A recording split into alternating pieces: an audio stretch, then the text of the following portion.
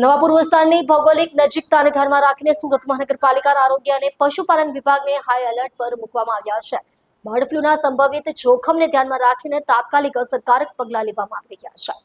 Doctor Divya ચૌધરીના માર્ગદર્શન હેઠળ શહેરના તમામ પોલ્ટ્રી ફાર્મ્સમાં બાયોસિક્યુરિટી પ્રોટોકોલ સખત રીતે અમલમાં મુકાયા છે। પક્ષીઓના સ્વાસ્થ્ય પર સતત દેખરેખ રાખવામાં આવી રહી છે। સાવચેતીના ભાગરૂપે મોટા ફાર્મ્સમાં બહારના લોકોના પ્રવેશ પર સંપૂર્ણ પ્રતિબંધ મુકાયો છે। તદુપરાંત ફાર્મ્સમાં ફેન્સિંગ, જંતુનાશક છંટકાવ અને શંકાસ્પદ પક્ષીઓ માટે આઇસોલેશન વોર્ડની વ્યવસ્થા કરવામાં આવી છે। વિભાગ દ્વારા નાગરિકોને અપીલ કરવામાં આવી છે કે તેઓ કોઈ પણ શંકાસ્પદ પક્ષીના મૃત્યુની જાણ તાત્કાલિક નજીકના પશુપાલન કચેરીમાં કરે અને સાથે જ અધૂરું રાંધેલું મરઘા અથવા એંડા ખાવાનું ટાળવા સલાહ આપવામાં આવી છે।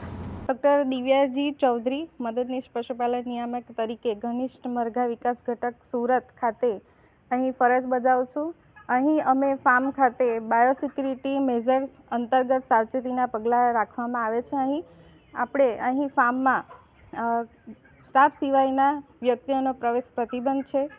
ફાર્મના એન્ટ્રન્સમાં ફૂટબાથ રાખવામાં આવ્યું છે, જેમાં જંતુનાશક દવાનો ઉપયોગ કરીએ છીએ, જેથી બહારના વ્યક્તિ દ્વારા અંદર રોગ ફેલાય નહીં।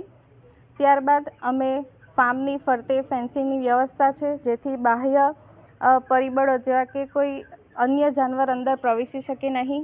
તેમજ ફાર્મની અંદર નિયમિત રીતે સાફ સફાઈ કરવામાં આવે છે।